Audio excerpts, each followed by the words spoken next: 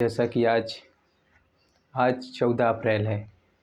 आज संविधान निर्माता डॉक्टर भीमराव अंबेडकर की जन्म जयंती है। उन्हें याद करते हुए हम उनके जीवन चरित्र पर थोड़ा सा प्रकाश डालेंगे। हम लोग जानेंगे कि वो किन परिस्थितियों से गुजरे और इस देश का संविधान लिखा। तो सबसे पहले हम जानते हैं उनके परिवार के बारे में, कहाँ से आता है वो परिवार। तो सबसे पहले उनके दादाजी मालोजी सकपाल माहर जाति से आते थे और वो जहाँ रहते थे वह क्षेत्र बॉम्बे प्रेसिडेंसी के अंतर्गत आता था। भारत में ब्रिटिश ईस्ट इंडिया का शासन था और इनके परिवार के लोगों ने, मालोजी सकपाल और उनकी पत्नी ने ईस्ट इंडिया कंपनी के अंतर्गत सैनिक की नौकरी ज्वाइन कर ली थी और उसी व्यवसाय को आगे बढ़ाते हुए उनके पुत्र रामजी सकपाल ने भी ब्रिटिश ईस्ट इंडिया कंपनी के अंतर्गत सैनिक की नौकरी ज्वाइन कर ली और धीरे धीरे अपनी योग्यता के बल पर उच्च पदों को प्राप्त किया। वो सूबेदार की रैंक तक पहुँचे और उच्च अधिकारी की बेटी से, जिनका नाम भीमाबाई था, रामजी सकपाल का विवाह हुआ। इस तरह से 1890 के दशक तक डॉक्टर भीमराव अंबेडकर का जन्म नहीं हुआ था। इनकी मां ने 13 संतानों को जन्म दिया, जिनमें से 9 संतानों को ही रामजी सकपाल और भीमाबाई बचा पाए थे।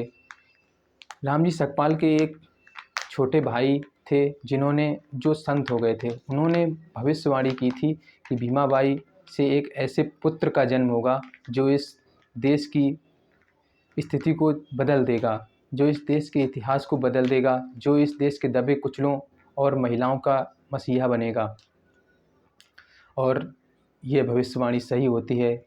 1891 में 14 अप्रैल 1891 का दिन आता है और उनके घर में एक छोटे से बालक का जन्म होता है। रामजी और भीमाबाई को 14वीं संतान प्राप्त होती है। 14वीं संतान डॉक्टर भीमराव अंबेडकर के रूप में उनके घर में जन्म लेती है। उन्हें घर में सभी भीवा कहकर के पुकारते हैं। सन लगभग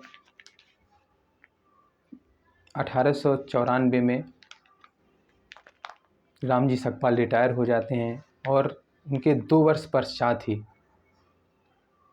भीमाबाई का देहांत हो जाता है। भीमराव अंबेडकर के सर से मां का साया उठ गया और ये बहुत ही जटिल समय था कि एक 5 साल का बच्चा और उनकी मां का साया उठ जाए।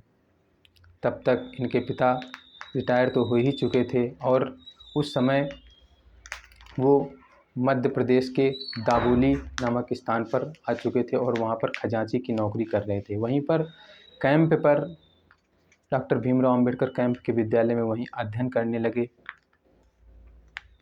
एक बार छुट्टी का समय था और उनके पिता ने,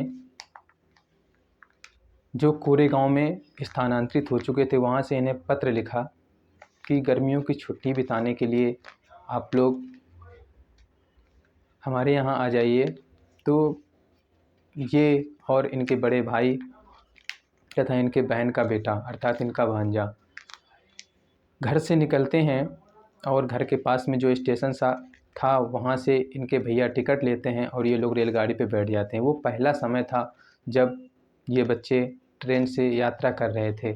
ये लोग मैसूर स्टेशन पर उतरते हैं और इंतज़ार करते हैं कि पिता के द्वारा भेजा गया चपरासी आएगा और हमें लेकर के जाएगा। लेकिन बहुत इंतज़ार करने के बाद चपरासी नहीं आता है। अर्थात उनके पिताजी को इन्होंने चिट्ठी तो लिखी थी, पिताजी की चिट्ठी उनके चपरासी ने नहीं दी थी। चपरासी तक चिट्ठी पहुंची थी लेकिन वो बेचारा देना भूल गया।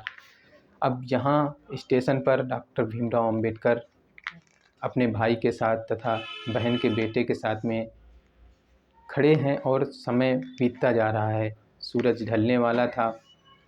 उधर जो स्टेशन मास्टर था वह उनके पास आता है और पूछता है कि कहाँ जाना है। तो ये लोग पूरी घटना बताते हैं। और स्टेशन मास्टर ने जब इनके बारे में और जाना तो इन्होंने स्पष्ट रूप से बताया कि हम महार हैं। ये शब्द कहते हुए दूर खड़े तांगे वालों ने भी सुन लिया, तो जो इन्हें लेने जाने के लिए तैयार नहीं हो रहे थे।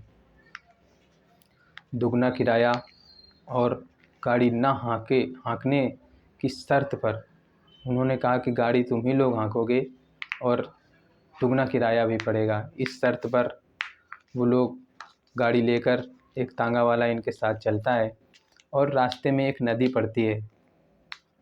उस नदी के पास में रुक कर के गाड़ीवान ने इनसे कहा कि यहीं पर रुको और मुझे कुछ रुपए दे दो तो मैं भोजन कराऊं और तुम लोग भी यहाँ खाना खा लो।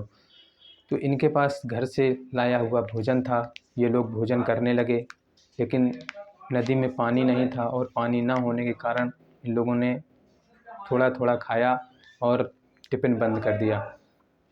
अब गाड़ीवान आया और ये लोग फिर से आगे बढ़े।